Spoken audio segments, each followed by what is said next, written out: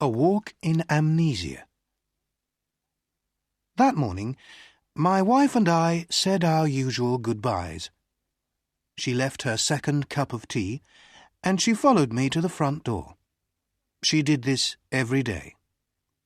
She took from my coat a hair which was not there, and she told me to be careful. She always did this.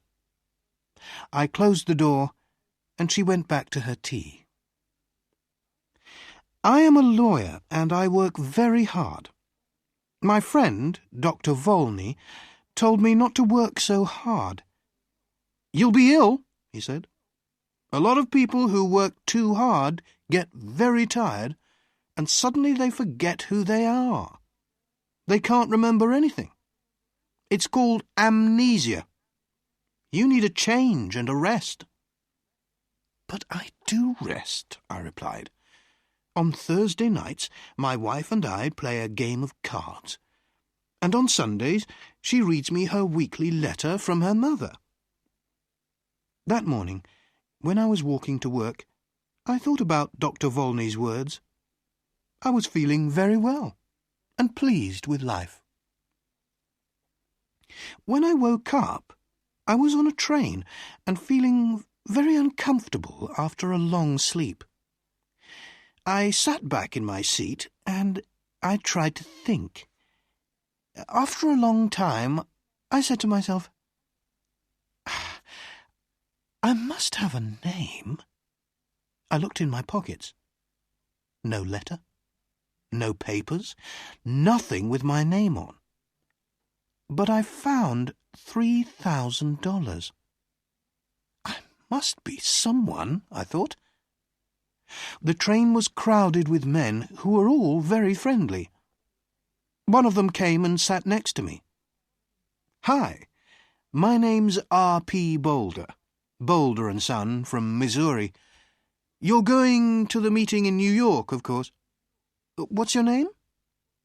I had to reply to him, so I said quickly, "𝗬𝗺𝗽𝗶𝘃𝗵, from Cornopolis, Kansas."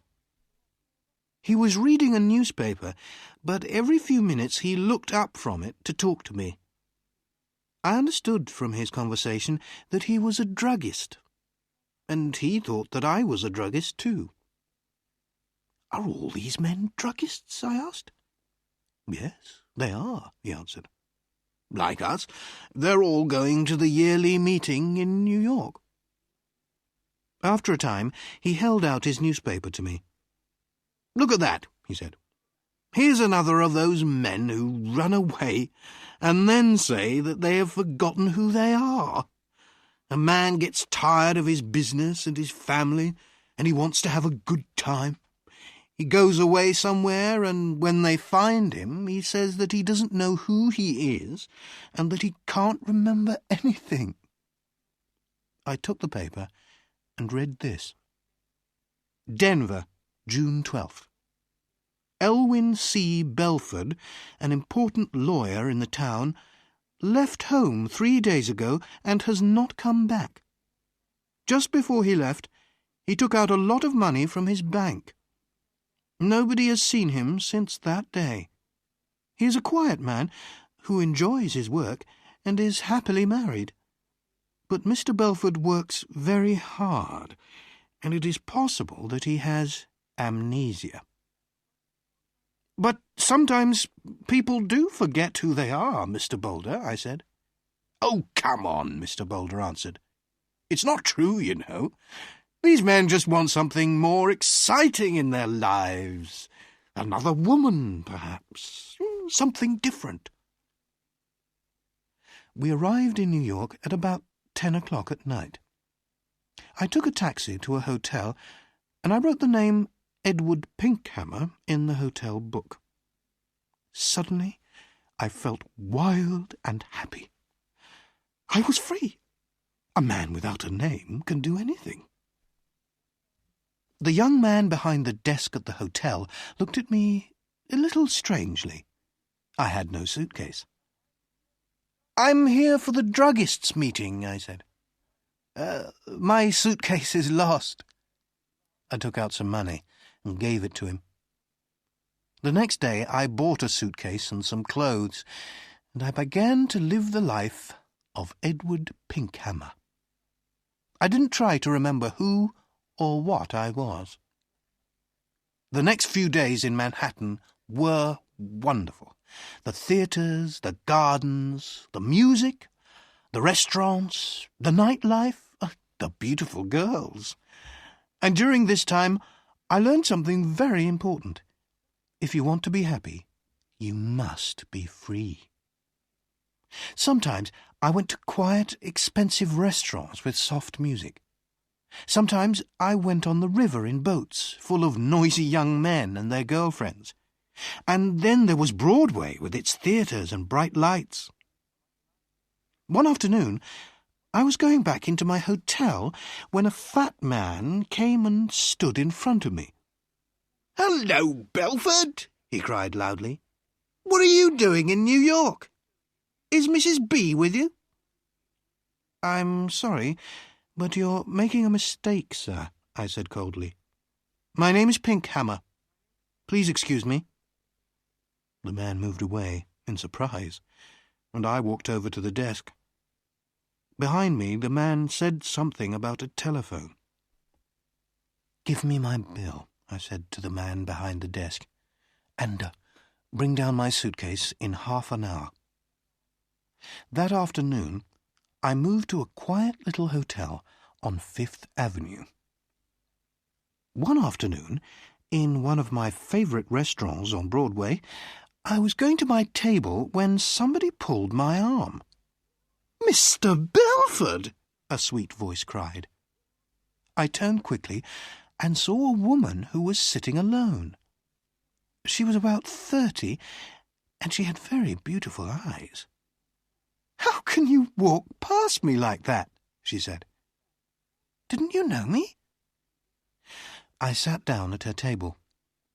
Her hair was a beautiful red gold colour. "Are you sure you know me?" I asked. "No," she smiled. "I never really knew you."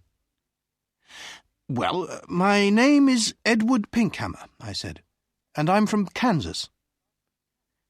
"So you haven't brought Mrs. Belford with you, then?" she said, and she laughed. "You haven't changed much in 15 years, Elwyn." Her wonderful eyes looked carefully at my face. "No," she said quietly. "You haven't forgotten. I told you that you could never forget." "I'm sorry," I answered, "but that's the trouble. I have forgotten. I've forgotten everything." She laughed. "Did you know that I married 6 months after you did? It was in all the newspapers." She was silent for a minute. Then she looked up at me again. "Tell me one thing, Elwyn," she said softly. "Since that night, 15 years ago, can you touch, smell, or look at white roses and not think of me?" "I can only say that I don't remember any of this," I said carefully. "I'm very sorry." I tried to look away from her. She smiled and stood up to leave. Then she held out her hand to me, and I took it for a second. "Oh, yes, you remember," she said, with a sweet, unhappy smile. "Goodbye, Elwyn Belford." That night I went to the theatre, and when I returned to my hotel, a quiet man in dark clothes was waiting for me. "Mr. 𝗃𝗵𝗵," he said, "can I speak with you for a minute? There's a room here." I followed him into a small room. A man and a woman were there. The woman was still beautiful, but her face was unhappy and tired. I liked everything about her. The man, who was about 40, came to meet me. "Belford," he said, "I'm happy to see you again. I told you that you were working too hard. Now you can come home with us. You'll soon be all right." My name, I said, is 𝗬𝗺𝗴𝗃𝗵𝗺. I've never seen you before in my life. The woman cried out, "Oh, Elwyn! Elwyn! I'm your wife!" She put her arms around me, but I pushed them away. "Oh, Dr. Volney, what is the matter with him?" the woman cried. "Go to your room," the doctor said to her. "You'll soon be well again." The woman left, and so did the man in the dark clothes. The man, who was a doctor, turned to me and said quietly, "Listen, your name is not 𝗬𝗺𝗴𝗃𝗵𝗺." "I know that," I replied, "but a man must have a name." "Why not Pinkhhammer?" "Your name," the doctor said, "is Elwyn Belford.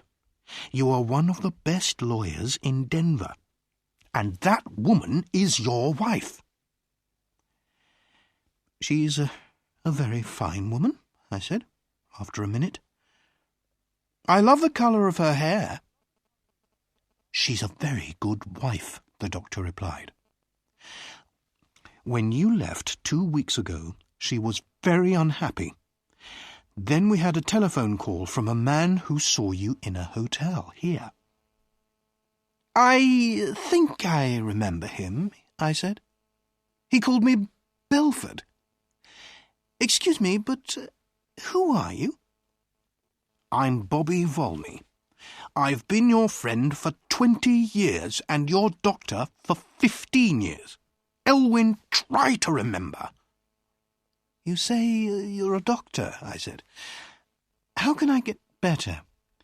Does amnesia go slowly or suddenly?" "Sometimes slowly, sometimes suddenly." "Will you help me, Dr. Volney?" I asked. "Old friend," he said, "I'll do everything possible." "Very well.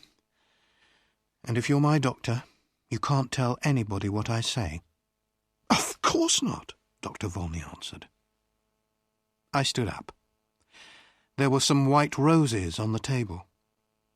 I went over to the table, picked up the roses, and threw them far out of the window. Then I sat down again. "I think it will be best, Bobby," I said, "to get better suddenly. I'm a little tired of it all now. Go and bring my wife Marion in now." "But, oh, Doctor," I said with a happy smile.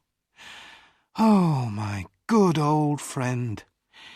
It was wonderful."